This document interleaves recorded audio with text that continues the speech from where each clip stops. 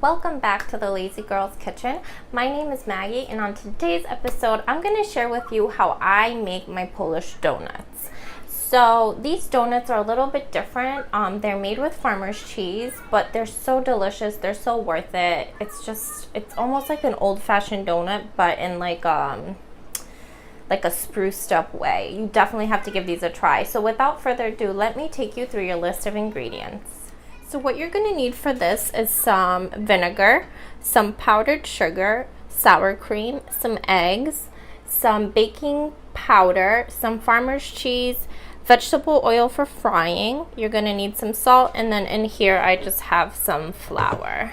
So let me show you what you're going to do to assemble the mixture. So I'm going to be mixing this in my standing mixer, but I'm just going to show you how we're going to assemble it. So into my flour, I'm going to add in my baking powder and my sugar. And then I'm just going to give this a nice stir. And then a pinch of salt.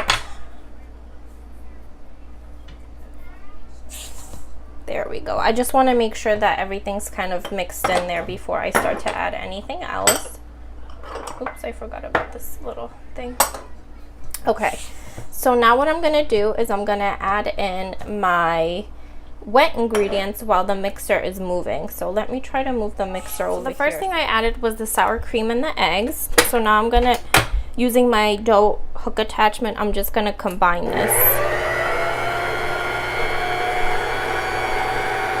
And if you don't have a mixer, just knead it in your hands. That's perfectly fine.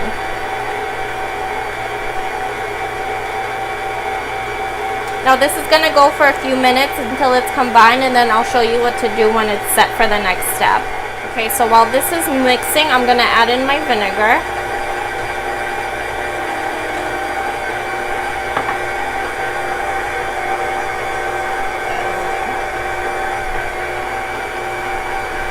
And then I'm going to add in my cheese, but for that I'm going to stop the mixer.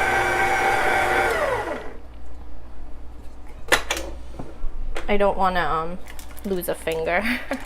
So I'm going to stop the mixer and add in the cheese. Ooh, sorry. I'm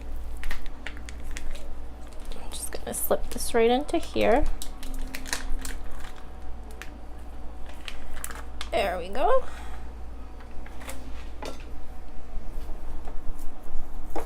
Just kind of break it up a little bit to help it along. Alright, so I'm going to mix this for a few more minutes, and then I'll show you what it looks like when it's combined. Okay, so this is my dough. I'm just going to bring it together with my hands just a little bit, but it's pretty incorporated. So there we go. Just going to pat it down. Now, if you have a flat surface, you can go ahead and like lay the dough out and just kind of cut circles.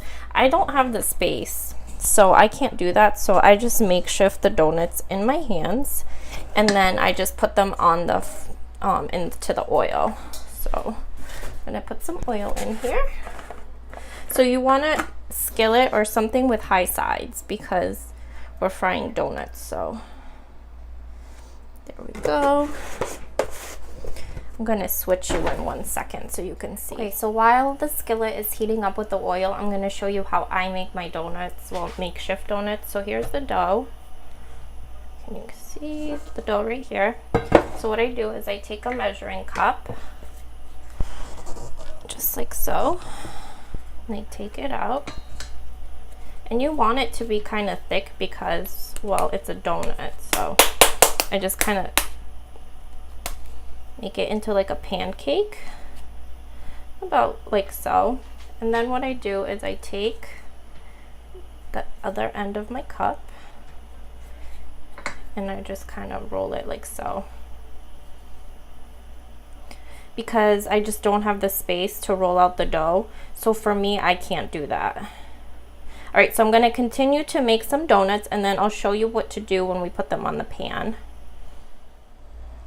Okay, so my skillet is nice and hot. I threw in like a little ball of dough just to make sure. So what I'm going to do is I only do about 4 donuts at a time because I don't want to overcrowd my pan. I'm just going to throw this in. Watch your fingers. Do not let your fingers go in the oil. I've done it and it burns. Right. So when they're frying on one side, what you're going to want to do is you're going to cover them. And then when you notice they're getting nice and golden brown from the bottom, you're going to flip them.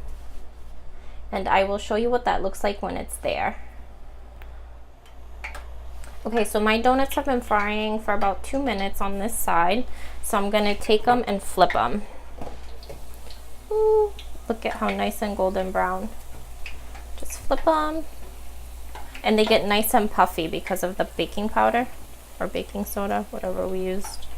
Can't remember now, but look at that. So you're going to leave them now frying without a cover for about a minute or two, and then we will take them off and give them a try.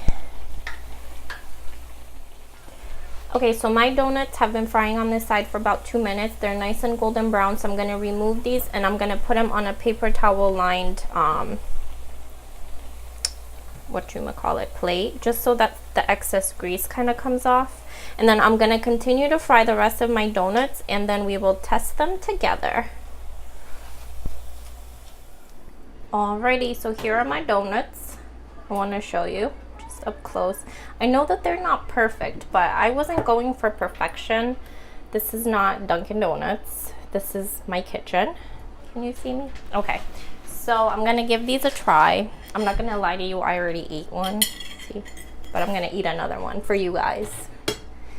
And it's hot in here too because I have the kitchen the size of a peanut. Alright, so here's my donut. I just want to show you the inside. They're so nice and crunchy on the outside. But on the inside, if you can see, hold on, let me do a better job with this. Look at that. On the inside, they're perfectly like fluffy.